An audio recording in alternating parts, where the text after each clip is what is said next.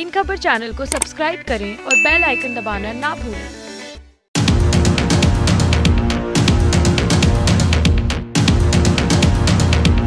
नमस्कार, मैं विद्याशंकर तिवारी हूं इनखबर.com के लिए और बात करेंगे चुनाव आयोग की और नेताओं पे हुई कार्रवाई की।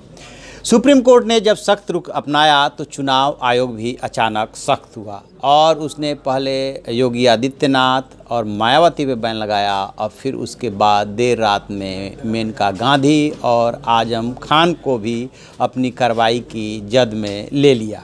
जहां योगी आदित्यनाथ और आजम खान को 72 घंटे तक चुनाव प्रचार करने, सभाएं करने या कोई भी चुनावी कार्यक्रम करने से रोका है, वहीं मेनका गांधी और मायावती पे जो है 48 घंटे का बैन लगाया है।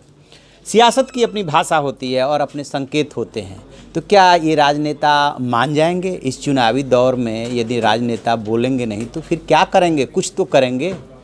अब उनके सामने दिक्कत ये है कि चूँकि चुनाव आयोग का चाबुक चल गया है, इसलिए वो ऐसी कोई आपत्तिजनक बात धर्म या जाति के आधार पर वोट तो नहीं मांग सकते, लेकिन वोट मांगने के उनके और भी तरीके हैं और उसी तरीके में से एक तरीके को अपनाया उत्तर प्रदेश के मुख्यमंत्री योगी आदित्यनाथ ने, जब वह सुबह सुबह जो है लखनऊ के हनुमान सेतु मंदिर में हनुमान जी की पूजा करने पहुंच गए।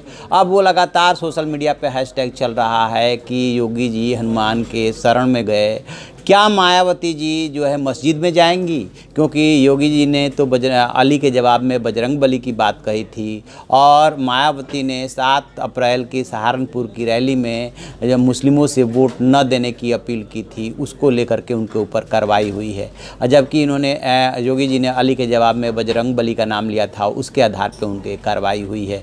तो अब ये सवाल पूछा जा रहा है कि क्या मायावती जी किसी मस्जिद में जाती हुई सी दिखाई देंगी ताकि अपने मतदाताओं को वो संदेश दे सके, जिस तरह से कि योगी आदित्यनाथ अपने मतदाताओं को संदेश दे रहे हैं। सबसे खास बात जो इसमें है वो ये है कि आखिरकार चुनाव आयोग अभी तक मौन क्यों था? जब ये पहली बार तो ऐसी कोई घटना हुई नहीं है, इसके पहले विधानसभा चुनाव के दौरान भी ऐसी घटनाएं होती रही थी, लेकिन चुनाव आयोग कभी नोटिस से आगे नहीं बढ़ पाया था। लेकिन जैसे ही AKNRI ने इस मसले को सुप्रीम कोर्ट में चैलेंज किया और सुप्रीम कोर्ट ने सख्त रुख अपनाया, उसके बाद चुनाव आयोग ने एक के बाद एक धड़ाधड़ 4 एक्शन कर डाले। तो सवाल ये उठ रहा है कि यदि चुनाव आयोग के पास अभी तक अधिकार नहीं थे मॉडल कोड ऑफ कंडक्ट के उल्लंघन पे ऐसी कोई कार्रवाई करने का, तो फिर ये अधिकार कहाँ से गया? तो बात ये निकल करके आ रही है, बात विल पावर की है कि जिस मॉडल कोड ऑफ कंडक्ट को लेकर के ये कार्रवाई की जा रही है, यदि चुनाव आयोग ने पहले ऐसी कार्रवाई की होती तो शायद इसकी नौबत ही नहीं आती। लेकिन दूसरा सवाल जो इसमें है उसमें एक तो चुनाव आयोग से रिलेटेड हो गया, दूसरा सवाल ये है कि क्या इसे राजनेता मान जाएंगे? बहुत फ़र्क पड़ेगा। सिर्फ इतना राजनेताओं को ये मैसेज हो जाए, राजनीतिक दलों को संदेश चला जाए कि यदि आपने ऐसा किया तो आपके खिलाफ कार्रवाई भी हो सकती है। अभी तो सिर्फ चुनावी सभा करने, चाहे सोशल मीडिया पे चाहे ज़मीन पे प्रचार प्रसार करने से आपको रोका गया है। आपको इलेक्शन से डिबार भी किया जा सकता है। जैसे ही ये संदेश जाएगा, नेताओं के जो है जुबान बंद हो जाएगी।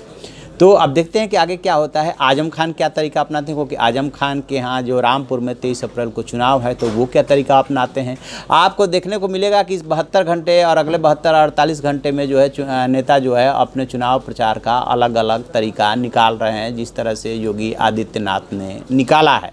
तो जो भी इसमें डेवलपमेंट होगा और हम आगे आपको बताते रहेंगे। आप देखते रहिए हमारा डिजिटल चैनल इन खबर, उसे लाइक कीजिए, शेयर कीजिए और कमेंट बॉक्स में जाके कमेंट जरूर करें। Thank you.